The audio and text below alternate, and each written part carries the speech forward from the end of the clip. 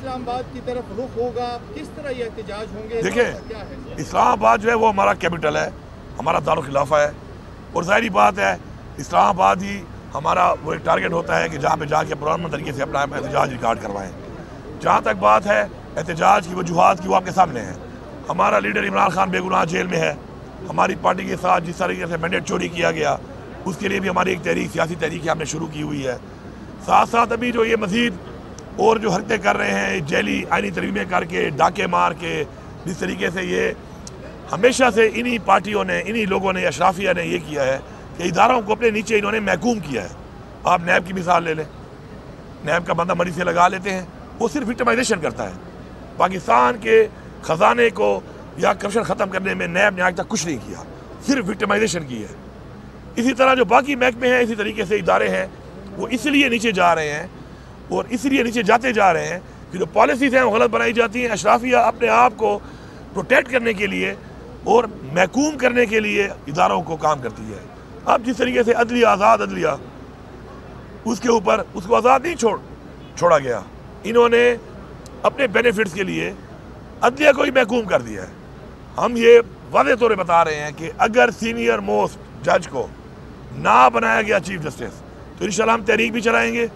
हम अपना आइनी हक है हमारा, हम उसको चलाएंगे। बाकी जब बात कर रहे हैं दोबारा कि हम इंशाल्लाह दोबारा जाएंगे, बिल्कुल हम जाएंगे।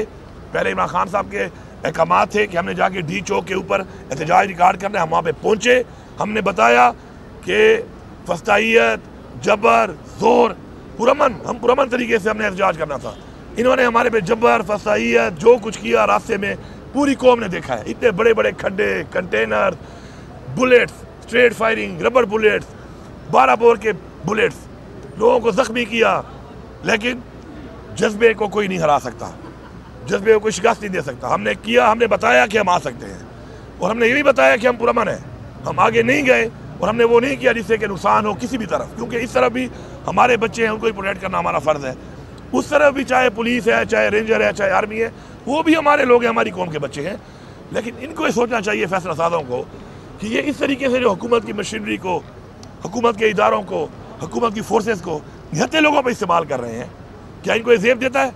या क्या पाकिस्तान के आइन में गुंजाइश है इसकी?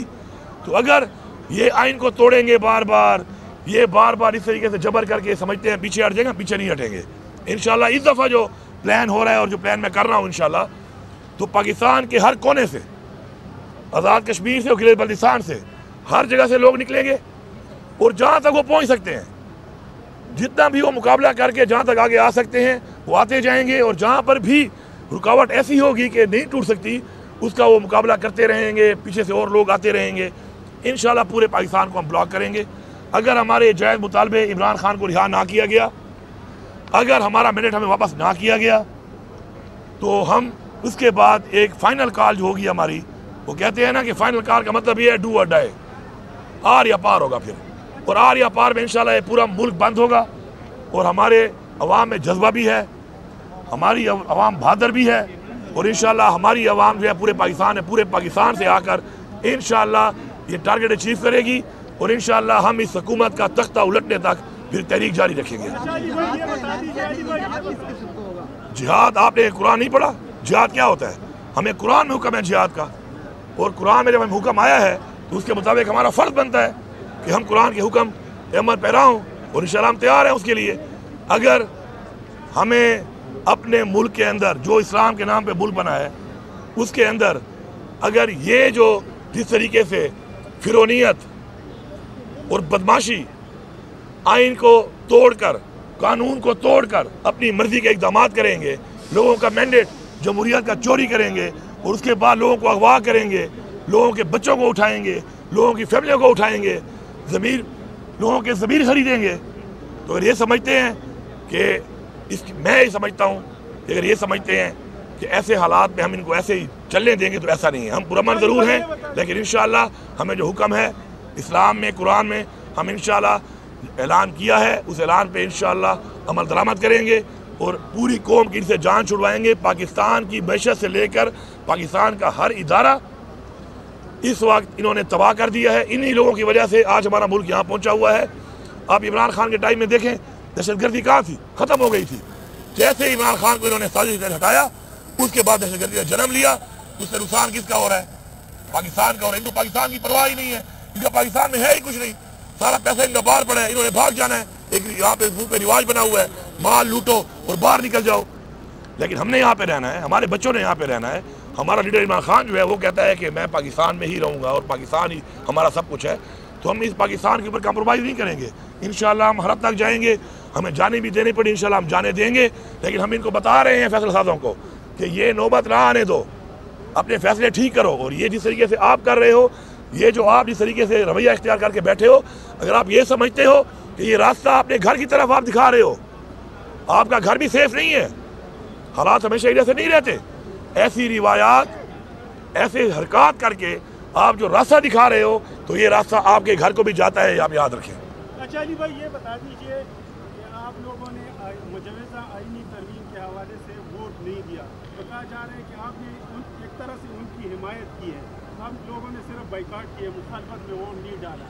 तो कहते हैं मुखालफत में वोट ना डालना भी एक तरह से तो सही किया आप लोग। देखिए बात यह है, जब भी कोई इस तरह की तरमीम पास की जाती है तो उसके लिए जो तरमीम पास करने वाले हैं उन्होंने वोट पूरे करने होते हैं अपने।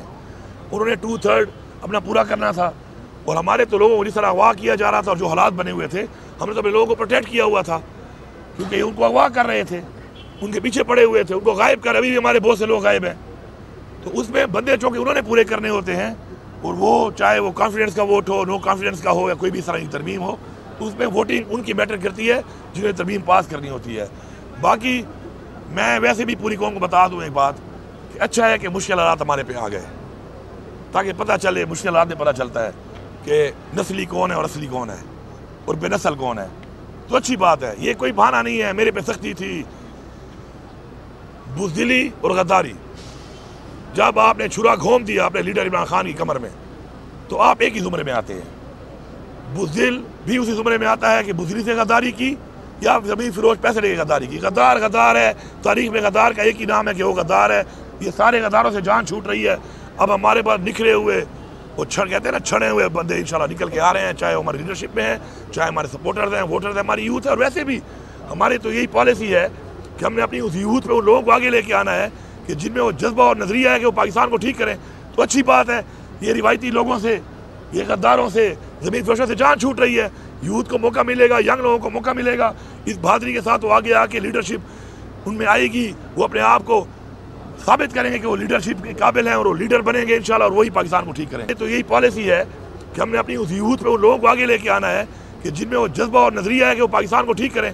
तो अच्छी बात है, ये रिवायती लोगों से, ये गद्दारों से, ज़मीन फरोशों से जान छूट रही है। यूथ को मौका मिलेगा, यंग लोगों को मौका मिलेगा।